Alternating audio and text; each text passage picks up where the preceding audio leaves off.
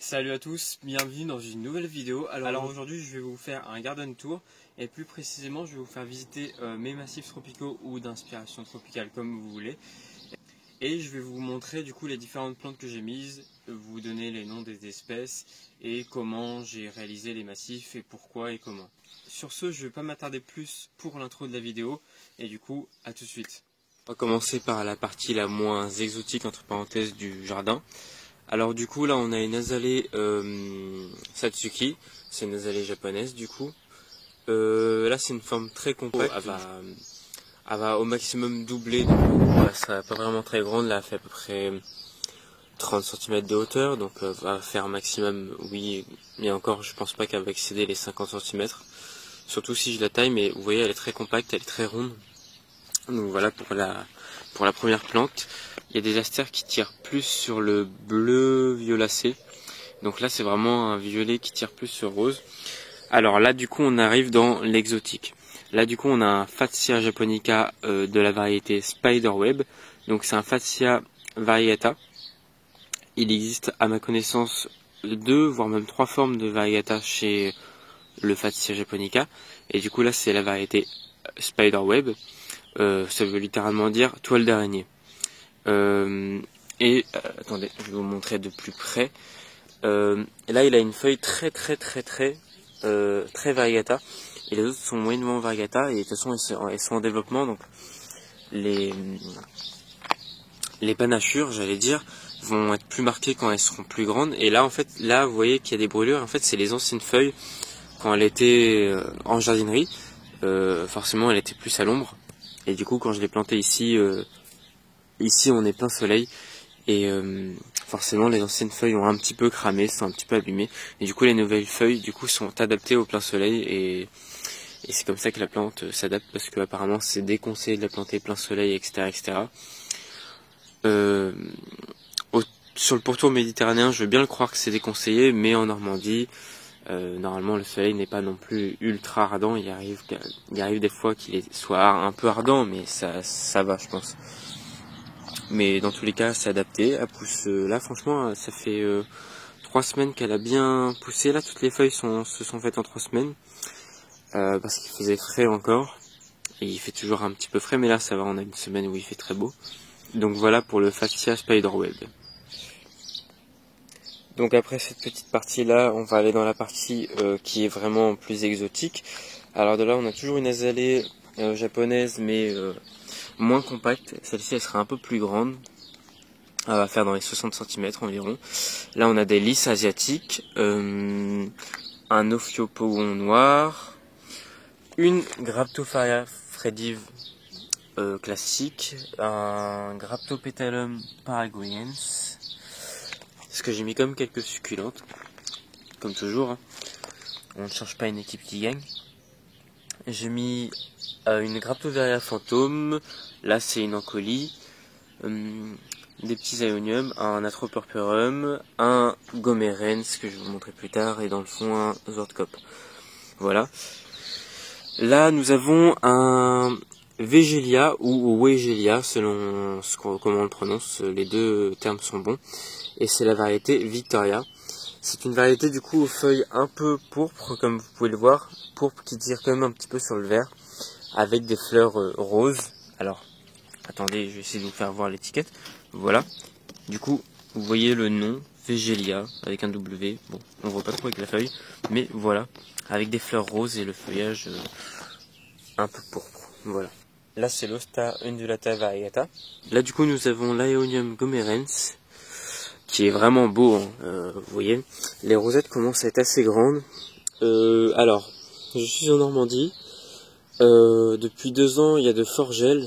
D'habitude, il n'y a pas des gels aussi forts, mais de toute façon, comme il est dehors, il pourrait pas survivre même aux gels les moins forts. Du coup, ce que je vais faire, c'est que chaque hiver, je vais me casser le dos à le déplanter pour le mettre à l'abri. Pas l'hiver complet, mais seulement pendant les périodes de gel. Sachant qu'en général, on a à peu près une semaine à une semaine et demie grand max de journées de gelée. Donc, pendant ce temps-là, je le mettrai à l'abri dans une pièce froide, mais sans gel. Surtout pas le mettre dans une pièce chaude, ça va lui faire un choc thermique et il mourra de toute façon. Et donc voilà pour cet Aeonium gomerens qui du coup va passer à l'année dehors, sauf pendant environ une semaine et demie de l'année. Tout comme du coup l'Aeonium Atropurpureum là-bas. Et du coup le petit Aeonium Schwarzkopf qui demande qu'à grandir aussi. Ils vont tous grandir, voilà, ça va faire un effet un peu tropical parce que les Aeoniums c'est des plantes succulentes mais qui apportent, je trouve, une touche tropicale quand elles sont grandes. Voilà. Là on a un Neonimus de la variété Kati, c'est un fusain du Japon variegata, et variegata forme blanche. Là du coup nous avons une Véronique arbustive mais une très très compacte. C'est je crois la deuxième variété la plus compacte que j'ai vue, que j'avais prise. De base elle était destinée à être dans un terrarium mais finalement j'ai changé d'avis et bon, elle a fini là. Là nous avons un beau Pieris qui est installé depuis 4 ans. Il commence à bien pousser enfin. Voilà, et que du coup c'est le Pieris de la variété Forest Fire. Voilà, on sait pourquoi il porte ce nom là, on dirait vraiment un feu de forêt au niveau de ses feuilles. Il fait des clochettes blanches comme la plupart des Pieris, je crois pas qu'il y a d'autres couleurs que blanc ou blanc crème. Là nous avons un Canna à fleurs roses qui a été planté il y a 3 semaines. Là un bananier que j'ai planté tout juste hier, que j'ai obtenu de la division de celui-ci qui est en pot. Je garde celui-ci en pot au cas où, mais normalement voilà, cette variété là ça reste à -20, donc en Normandie pour avoir -20 faut y aller. Du coup ici nous avons un Photinia X Fraseri Little Red Robin, la variété Little Red Robin. Du coup c'est la variété naine du Red Robin. C'est du coup un arbuste qui va être vert avec les pousses rouges quand il va pousser, avec des grappes de fleurs blanches crème qui sentent très fort. C'est une odeur que j'aime moyennement, je dirais. C'est une odeur assez spéciale, mais franchement ça va, il y a pire comme odeur. Et en fait il avait du mal au début. En fait vous voyez, il y a des branches coupées, en fait c'était le bout des branches qui était complètement sec. Je croyais même qu'il allait mourir, et il a eu vraiment du mal à s'adapter. Et là ça y est, depuis 2 semaines environ qu'il pleut moins. Et ça y est, il reprend enfin, et je pense qu'il avait peut-être un excès d'humidité ou pas assez de chaleur pour s'adapter au sol. Et là enfin, là il va s'adapter au sol et ça va être bon. Après je vais être tranquille pour les années à venir, quoi. Là en tout petit, nous avons un Schefflera Taiwana. Du coup un Schefflera de Taïwan. C'est une variété rustique de Schefflera, parce que tous les Schefflera sont des plantes tropicales qui ne résistent pas du tout au gel, sauf celle-ci qui résiste à environ -15 me semble-t-il. Donc voilà, et ça va devenir une plante assez clairement grosse. Ça peut atteindre 2 mètres à 2 mètres 50 avec des comme larges feuilles. Là franchement ça ressemble pas à grand chose, mais je vous mettrai une photo à quoi ressemble adulte. Là encore nous avons un Neonimus de la variété Oreo marginatum. Du coup en fait c'est un fusain du Japon variata, mais du coup forme dorée, contrairement à la forme blanche. Là ici nous avons je sais plus du tout le nom, ça finit par cordata, et vous voyez c'est vraiment super beau, c'est hyper coloré. Et ça c'est une plante qui adore l'eau, et en fait vous pouvez carrément la mettre en bordure de bassin, enfin pas en bordure comme elle est, là elle s'y plaît beaucoup, mais carrément en tant que plante de berge en fait. Là nous avons une fougère, pareil, une plante qui adore l'humidité. Là nous avons un Carex variegata. Là ici nous avons un Tetrapanax papyrifera. C'est une plante qui devient absolument énorme et exubérante avec ses grandes feuilles. Je vous mettrai également une photo de comment ça devient adulte. Pour l'instant je la laisse en pot parce que je vais faire le test, puis je vais me renseigner encore plus parce qu'apparemment ça peut être une plante qui, par ses rhizomes un peu à la manière d'un bambou, peut quand même prendre un peu de place. Donc je verrai, et puis en plus il faut que je vois si elle s'adapte au sol. Je préfère être prudent, et quitte à la planter en pleine terre, même dans 6 mois, c'est pas grave, rien me presse. Voilà, elle est très bien dans son pot, elle pousse enfin. Elle a pris un peu de retard parce qu'elle s'est pris un coup de gelée dans la figure, clairement. Et du coup, ça avait cramé absolument toutes ses feuilles. et juste une gelée à -1 qui a duré une matinée. Et voilà, c'est une plante rustique à -15 degrés, mais bien sûr quand elle avait sorti ses feuilles, ses feuilles étaient toutes neuves, donc bien sûr la gelée ça n'a pas supporté. Donc c'est une plante rustique à -15 degrés. Par contre elle perd ses feuilles l'hiver en dessous du coup de -1, -2. Après pour le reste du jardin, nous avons des bruyères arborescentes et quelques plantes succulentes, un petit conifère, le petit bananier en pot. Et là du coup nous avons un Cupressus Goldcrest, c'est la variété classique, et c'est très beau parce que c'est vraiment très lumineux comme plante. Vous voyez le feuillage qui est vraiment vert pomme, donc ça apporte quelque chose. La vision d'ensemble donne quand même quelque chose de pas mal. J'aime vraiment bien la vision d'ensemble du jardin, qui s'est transformé en l'espace de 3 mois, petit à petit. Et ici en fait dans la partie du coup où vous avez le paillage de copeaux de bois, c'était un lit de gravier, etc. Je vous mettrai pareil une photo dans la vidéo. Je préférais changer d'orientation le jardin, changer de style, parce que ça ne convenait plus au jardin. Du coup en fait la finalité et le but de ce jardin là, c'est d'avoir vraiment un effet exubérant, tropical, voilà, avec des plantes qui vont vraiment prospérer avec des grosses feuilles. Enfin, vraiment ça a fait un esprit jungle, mais vous voyez, contrôlé, propre. Je vais me rajouter des colocasia pour faire un esprit encore plus tropical avec des grandes feuilles et tout ça. Voilà, je vais améliorer le jardin encore. Faut que ça pousse aussi, ça s'améliorera de toute façon tout seul d'ici la fin de la saison. J'espère que ça aura pas mal poussé. Je vous remontrerai de toute façon à la fin de l'été. Et voilà. Alors ici nous avons un deuxième massif avec un Pittosporum tenifolium, de la variété Elisabeth. Du coup c'est un Pittosporum panaché. J'en ai fait d'ailleurs des boutures et j'étais très surpris que c'est extrêmement facile à faire les boutures. Enfin je sais faire les boutures de toute façon, mais celui-ci est vraiment facile. Du coup on a un petit rosier que j'ai planté justement hier, bon voilà. Et à terme j'aimerais bien faire un massif un petit peu tropical aussi, mais moins que l'autre quoi. Ça sera moins vraiment dans les règles. Alors là, du coup, nous avons une forbe, je ne sais plus l'espèce, mais du coup c'est une pourpre. Et nous avons la même espèce, mais pas de la même variété, du coup une panachée. Vous voyez. En fait, on a 3 candines en pot qui sont mal en point parce qu'elles n'ont pas supporté l'humidité du sol en pleine terre. Du coup, il y a 3 jours d'ailleurs, je les ai arrachées pour les planter en pot pour qu'elles aient moins d'humidité, l'hiver principalement, parce que c'est l'humidité de l'hiver qui pose problème. Celle-ci a toujours été en pot, même l'hiver, et elle n'a pas eu de problème d'humidité, donc vous voyez la différence. Du coup, nous avons quand même quelques sauges de différentes couleurs. Celle-ci, on voit déjà qu'elle a des fleurs blanches. Celle-ci, c'est une rose. Et celle-ci, c'est une rose foncée et blanc. Celle-ci, je connais le nom de la variété, c'est la Hot Lips. Facile à retenir comme nom. Là, nous avons un genêt, mais pas un genêt à fleurs jaunes, c'est un genêt à fleurs blanches. Donc j'ai préféré choisir une variété autre que jaune, parce que les fleurs jaunes, c'est pas trop mon dada, on va dire.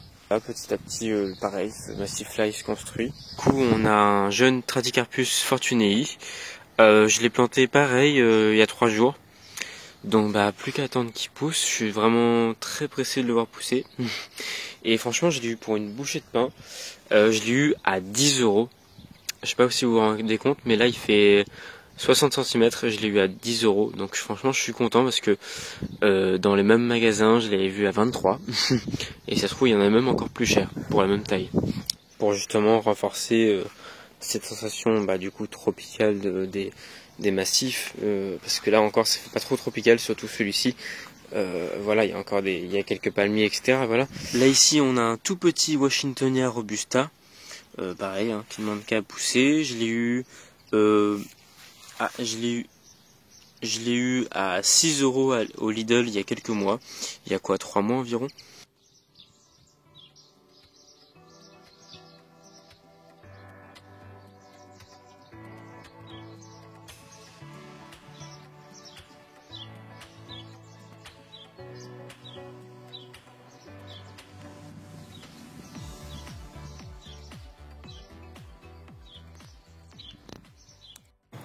Alors du coup la suite, là nous sommes au mois de décembre, nous sommes le 2 décembre précisément, le jardin là du coup est au repos. Là on va entamer du coup bientôt l'hiver, l'automne là quasiment terminé. Du coup on voit très bien la différence par rapport au début de l'été où j'ai filmé au mois de juin. Le jardin a bien évolué quand même. Bon là du coup forcément j'insérerai une photo entre ici et le plein été. J'insérerai une ou plusieurs photos même. Et on voit bien l'évolution de par exemple de l'Aeonium gomerense qui est devenu absolument énorme par rapport aux premières images que vous avez eues. On voit très bien la différence. Il est devenu énorme. Là, un petit Aeonium Atropurpureum que j'avais rajouté. Il y a quelques plantes qui se sont rajoutées quand même au fur et à mesure. Les petits fusains panachés, le blanc et le doré, qui ont bien poussé quand même aussi. Et celui-ci qui a bien repris du poil de la bête, parce qu'il a failli mourir quand je l'ai planté au printemps. Et finalement il s'est décidé d'un seul coup à pousser et à reprendre de la vigueur. Pour ce qui est de cet arbuste-là, le Végélia, bah là il est totalement en repos. Ça y est, c'est terminé pour lui. Et j'ai quelques succulentes aussi, comme la Graptovaria fantôme qui va très bien. Faut savoir qu'il a déjà gelé là. Il a gelé à -5 il y a quelques temps déjà.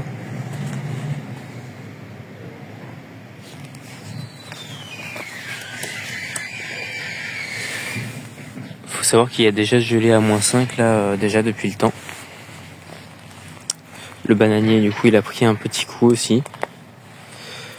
La fougère pareil elle va très bien.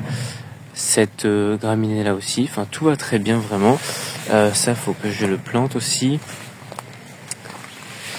Là j'ai un Ophiopogon panaché et ici un Ophiopogon noir. Ici le Fatsia japonica spiderweb va très bien aussi. Il s'est bien développé quand même. Ici il faut que je coupe du coup l'astère qui avait fleuri.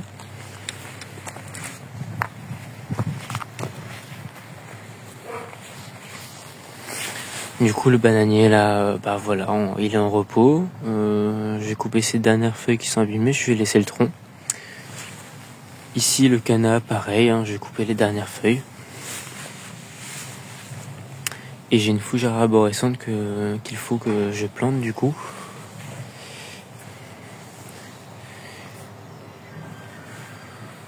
Donc voilà grosso modo l'évolution du jardin.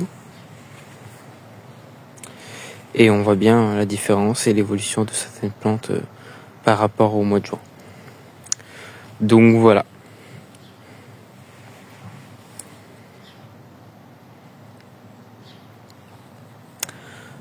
Donc voilà, j'espère que ça vous aura fait plaisir de voir cette petite update par rapport au mois de juin.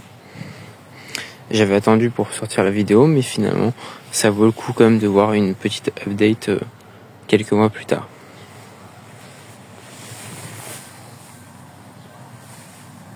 Dans ce massif-ci, vous voyez les euphorbes par rapport au début de la vidéo, comment elles sont devenues énormes.